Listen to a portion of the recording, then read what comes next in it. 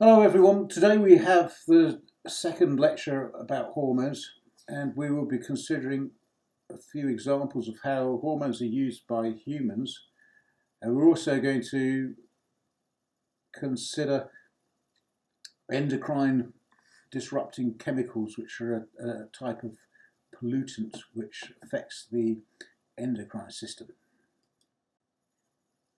So these are the intended learning outcomes. Firstly, to understand how hormones are used as medical treatments, we are going to be looking at use of insulin for blood sugar management in diabetics, and we're going to be looking at the use of estrogen and progestin. Progestin is an artificial analogue of the natural hormone progesterone, and it has similar effects, but it is more stable, so it doesn't break down as quickly. And so we're going to be considering the use of those two in birth control pills. And then we're going to have a look at how hormones are used in insect pest management. There's an example of that as well. So juvenile hormone that can be used as a way of disrupting the life cycle of insect pests. So we're going to consider that. And then finally, we're going to have something about endocrine disruptor chemicals that cause environmental pollution.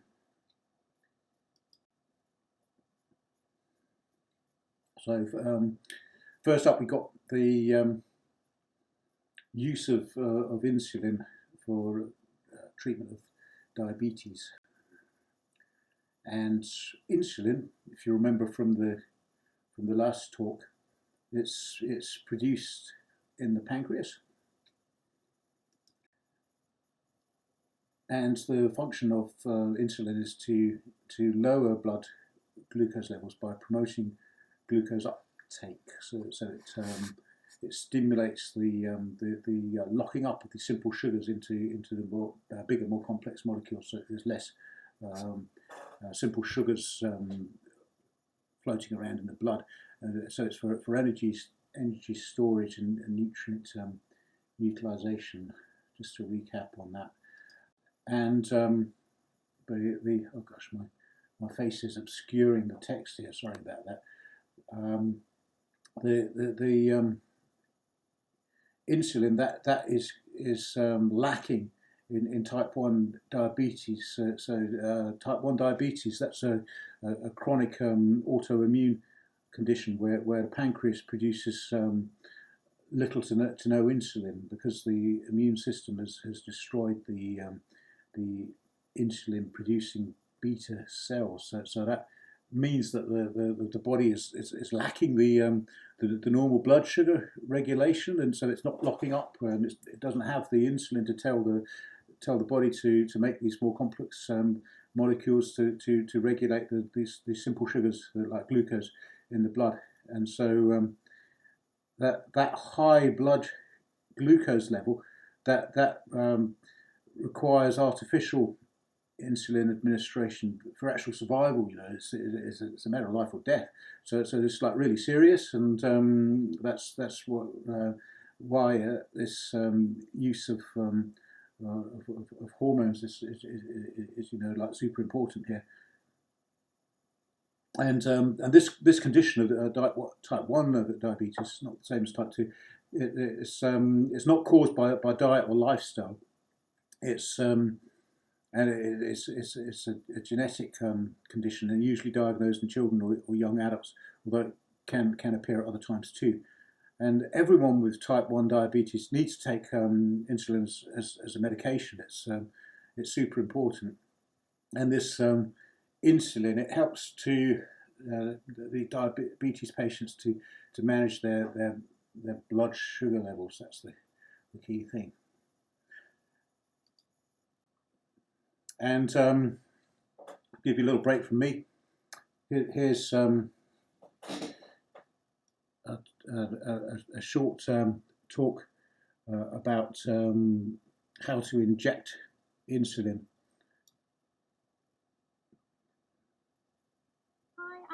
and I'm going to show you how to inject insulin simply and safely. So your insulin type and dosage is something you'll agree with your healthcare team, and here's what you'll need.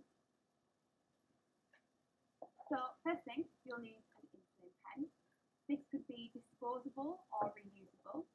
A disposable pen already contains insulin, whereas a reusable pen, it will last a little bit longer, but you'll need to fit the insulin cartridge yourself. So next up, your needle. The needle is small and thin because insulin only needs to be injected underneath the skin, not into a muscle or a vein, and you can't reuse it. So after your injection, you'll need to dispose safely of your needle. If you're out and about, you could maybe use a needle clipper, or if you're at home, just pop it in your sharps bin. All these items are available on prescription from your healthcare team. Once you've got everything, you're ready to go. So first you need to wash and dry your hands. Now you need to choose where you're going to inject. So you're looking for fatty tissue. The main sites are in your stomach, in a semicircle below your belly button, the side of your thigh, or your bum. It's important that you change injection sites every time. You need to leave at least 1 centimetre to ½ inch gap between each. Otherwise, hard lumps called lipos can form, and that stops the insulin absorbing or being used properly in the body. That's why the 3 main sites cover large surface areas, so you can rotate and inject between each. So next, you need to attach your needle to your pen. You need to remove the outer and inner caps, and dial up 2 units of insulin, and then point the pen upwards and press the plunger until you see insulin appear from the top of the needle. This is known as priming, and it helps regulate your dosage by removing any air from your needle or cartridge. Now you need to dial your dosage and make sure the area you're injecting in is clean and dry. Insert the needle at a 90-degree angle, and you may be advised to gently pinch the skin before injecting. Press the plunger down until the dial goes back to 0, and then you need to count to 10 with the insulin time to enter the body before you remove the needle. 1, 2, 3, 4, 5, 6, 7, 8, 9, 10.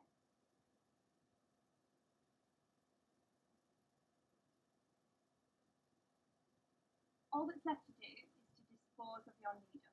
So you can use your needle clipper or your sharps bin, and your healthcare team will let you know how to dispose of it safely once your sharps bin is full. So just remember, check your kit, wash and dry, choose a spot, prime your pen, inject, count to 10, and clean up. So there you go. That's how you actually do the diabetes insulin injection to make sure that you stay alive if you're type 1 diabetic. Next up, we have how hormones are used as medical treatments with the contraceptive pill. So this is for birth control, and for that, then it's the hormones estrogen and progesterone, except it's not the actual natural progesterone. There's an artificial analogue of it, which doesn't break down as quickly, so it's longer lived, and so that makes it easier to use as a treatment. These hormones, they're produced in the ovaries and placenta, and their function, they've got various functions in female reproductive cycle regulation, and so this is the thing, they control the ovulation cycle, and so if you artificially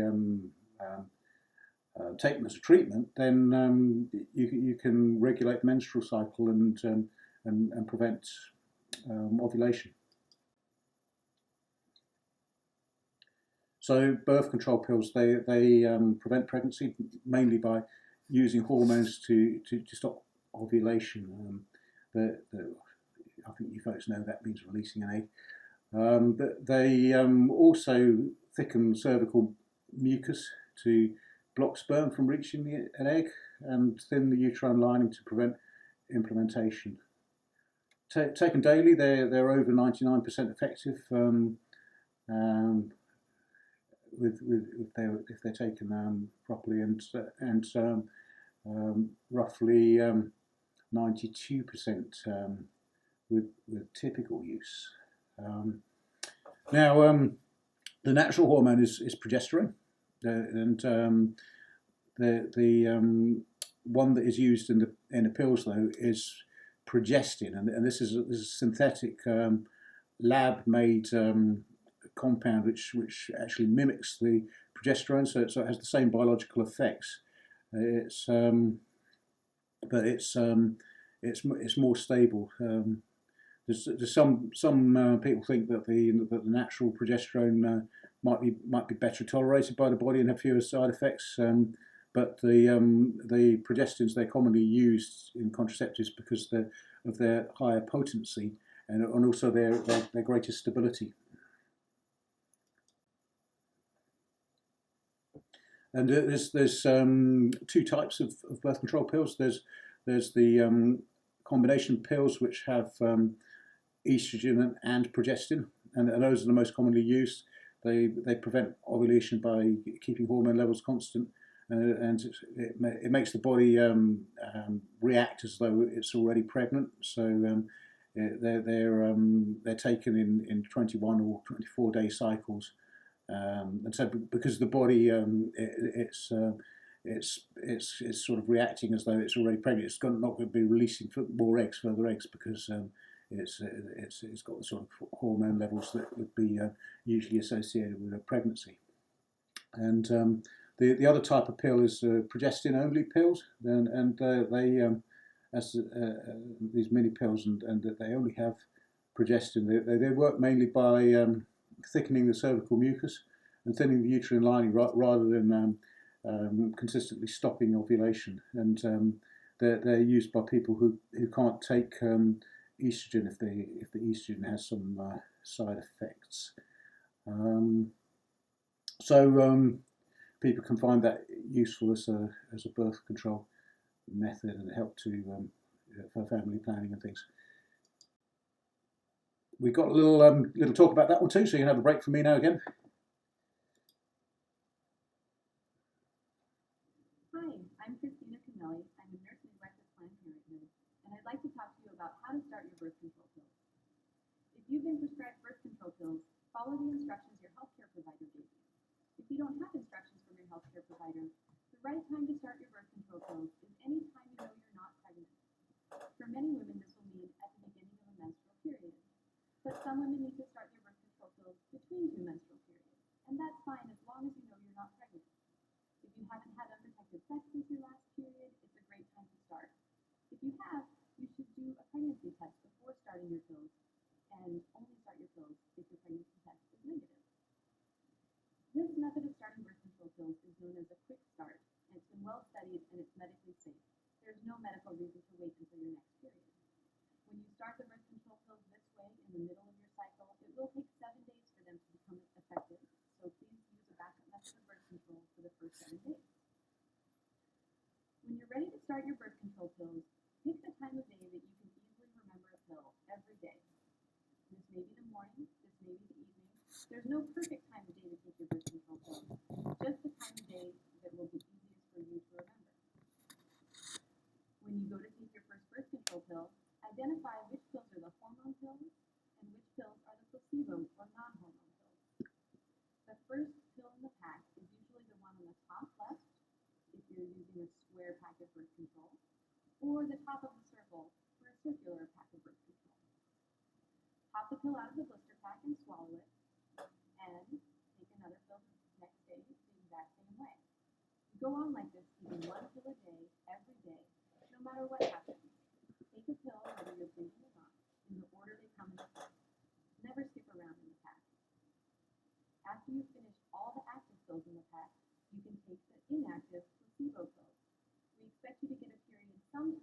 this week. It may not start right away, and it may not last the whole week, and that's fine. After you finish your placebo pills, it's time to start your next pack of pills the very next day. It's important to start your next pack of pills on time because starting a pack late is a primary way that people become pregnant while using birth control pills. If you have any questions about using your birth control pills, talk to your healthcare provider. And remember that birth control pills don't protect against sexually transmitted infections. Hi, I'm Christina. So there you have it. That's how you use the birth control pills. Another application of hormones, and we have a third application now about how hormones are used in pest management. And so this is something closer to my research, because I actually do research on insect pests and crops, and we're going to consider the juvenile hormone. So this is actually now we're switching to insects, and this is an insect hormone. So it's not one that we've covered previously because we were doing mammalian hormones before. And juvenile hormone is something which is at high levels during the early life stages of an insect. So it sort of maintains it in the juvenile condition. It's for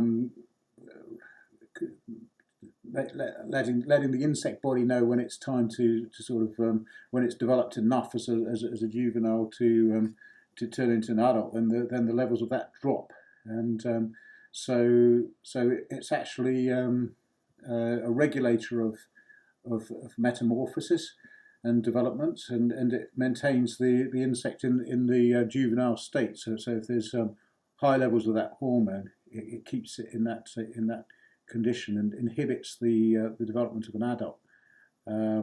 It's produced by the corpus allatum in the insect, and this juvenile hormone it promotes larval growth, but its absence it triggers pupation and metamorphosis and the development of an adult. So it's a modulator of the life stages in an insect. It's highly effective for regulating growth, and there are also artificial analogues of this. So we have insect growth regulators as a plant protection product to protect crops from insect pests. And so we've got an example here of Piriprox, and they're going to tell us about that. So have a little. This is our third and last video clip. So we're going to hear about Piriproxifen now. Piriproxifen is an aromatic ether and a member of Pyridine's insecticide. Piriproxifen is a juvenile hormone analog insecticide known for its effectiveness against a wide range of insect pests. Its unique chemical structure mimics natural insect growth regulators, making it a powerful tool in disrupting the life cycle of pests. Formulation: Piriproxifen is available in various formulations, including emulsifiable concentrates, EC, suspension concentrates, SC, and insect growth regulator, IGR products. These formulations offer flexibility in application, allowing for use in different agricultural and environmental settings. Mode of action: Piriproxifen works by mimicking juvenile hormone in insects, which is crucial for their development and reproduction. By interfering with these hormones, Piriproxifen prevents the maturation of larvae into adults, leading to an inability to reproduce and eventually reducing pest populations. It is particularly effective in controlling the early stages of insect development. Uses: Piriproxifen is widely used in agriculture and public health to control a variety of insect pests. It is particularly effective against pests such as whiteflies, aphids, scales, and mosquitoes. The insecticide is applied to crops such as vegetables, e.g. tomatoes, cucumbers, peppers, fruits, e.g. apples, pears, citrus, ornamental plants, and in public health for mosquito control. In cotton, Piriproxifen is effective in controlling pests like whiteflies and aphids. crops, it is used to manage scales and other pests. Dose. The recommended dose of pyriproxyfen varies based on the crop, target pest, and local regulations. Typically, for foliar applications, the dose ranges from 100 to 200 milliliters of active ingredient per hectare. Specific application rates and instructions are provided by the manufacturer and should be followed according to local agricultural guidelines. For example, in vegetable crops, pyriproxyfen might be applied at a rate of 150 to 200 milliliters of active ingredient per hectare to effectively control target pests. Thank you for watching our video on pesticide info. Remember, when using pesticides, it's crucial to follow the recommended dosage and guidelines provided by the manufacturer. Always read the label carefully and use the product as directed to ensure effective and safe pest control. Always wear protective gear. Stay safe and protect your crops responsibly. If you found this video helpful, please like and subscribe to our channel. Pyriproxyfen is an aromatic. So there you have it. The use of pyriproxyfen as an insecticide. Because it's an insect hormone, it's safe for humans, but it could have effects on other insect species, which kind of leads into the next and final section within this talk, and that's about endocrine disruptor chemicals as pollutants. And these endocrine disruptor chemicals are sometimes abbreviated as EDCs. That's not the Electronic Music Festival. This is endocrine disruptor chemicals, and EDCs are pollutants that interfere with hormone systems affecting growth, metabolism, and reproduction. So as you'd expect, because as you remember from our first talk, those are the kind of things that hormones regulate, and these EDCs they mimic hormones, so they can block receptors. That's one way in which they can disrupt hormone functioning, and they can also alter hormone synthesis, which is another way that they can have an effect on hormonal balance.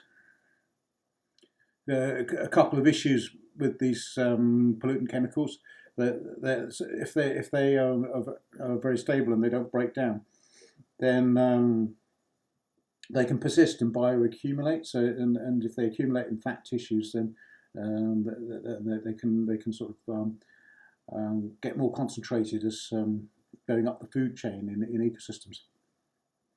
And they have ecological and health impacts, so they can affect humans and wildlife because they're influencing endocrine systems which are conserved across different species.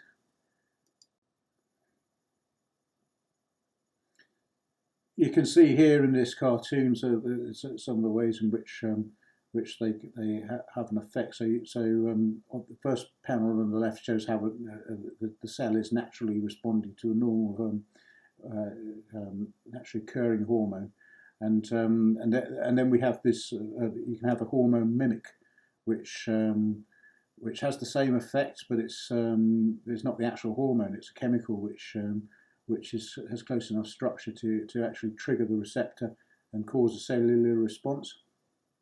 Alternatively, another way in which there can be hormone disruption is if there's a blocker, and so that binds to the receptors so hard that it's not available for the actual hormone to bind to.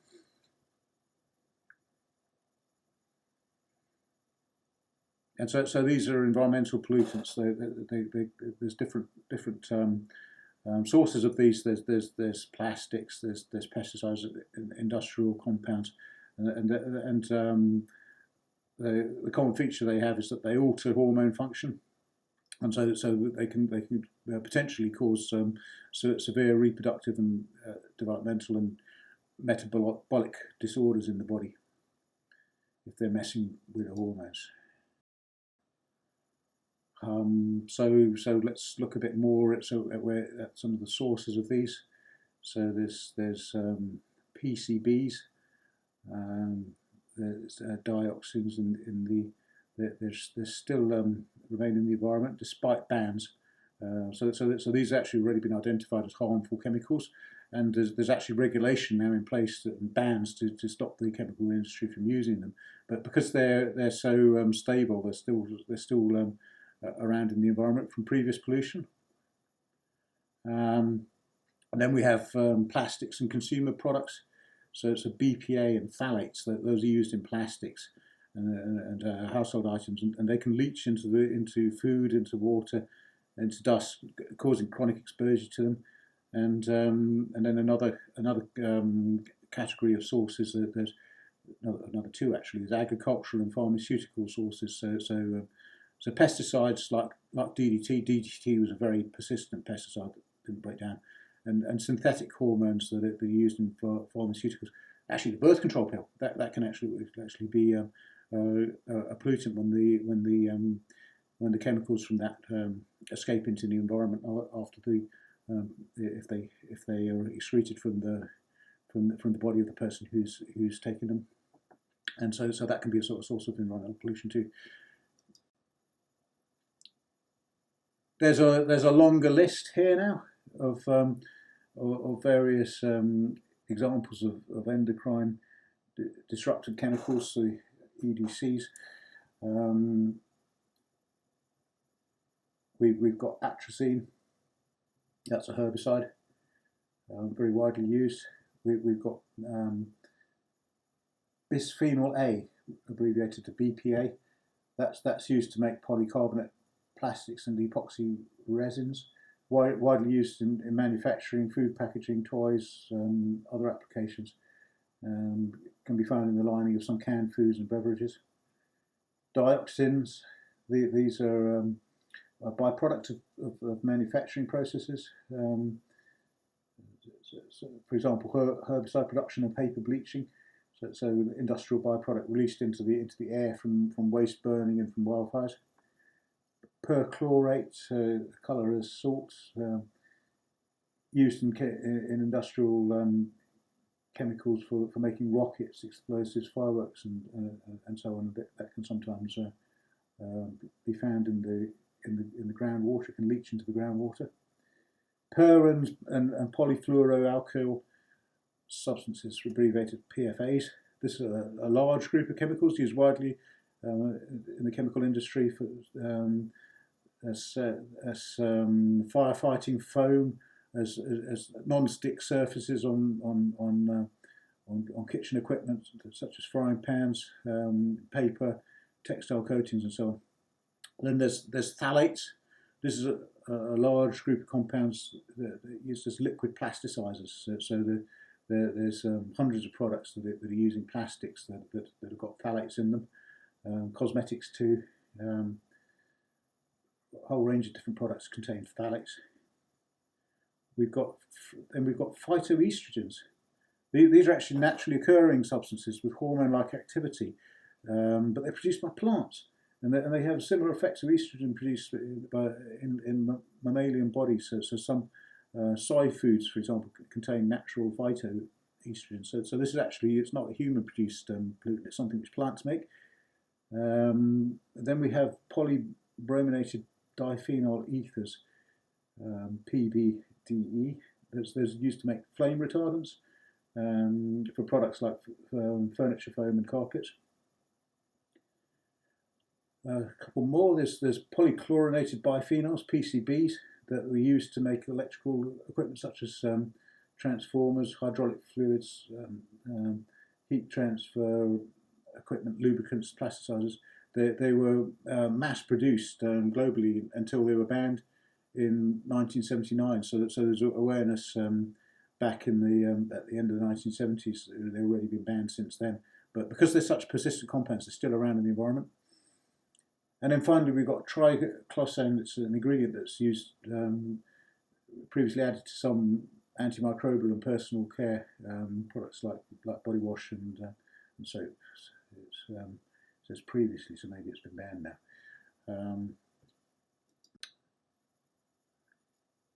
Effects. So you've already had the talk about hormones, so you can imagine the kind of effects they would have. So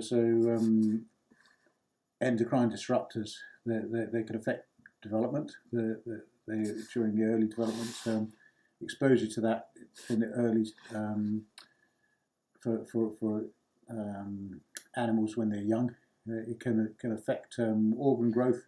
It can affect brain function. It can also affect reproduction, as impacts on wildlife. So if these endocrine disruptors, if they accumulate in the water, they can harm aquatic life. They can cause feminization of fish and abnormal amphibian development. So the sex ratio might change. If it changes so much that there's not enough males, it could affect reproduction. But if the sex ratio stays balanced, then it should be okay. But there is another issue though, because if it affects spermatogenesis, then that could affect the viability of males, and so even if there's enough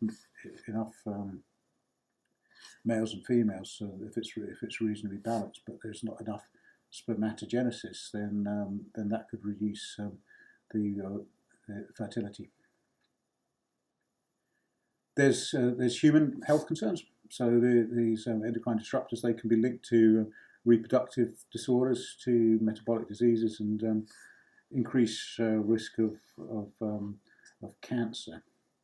And there's concern with the environmental persistence of these some of these sort of long-lived chemicals, and they can bioaccumulate and accumulate up the food chain. So at each step in the food chain, they become more concentrated, and that increases exposure risks, particularly to apex predators, including humans. All right then. So we've actually come to the end of the talk now.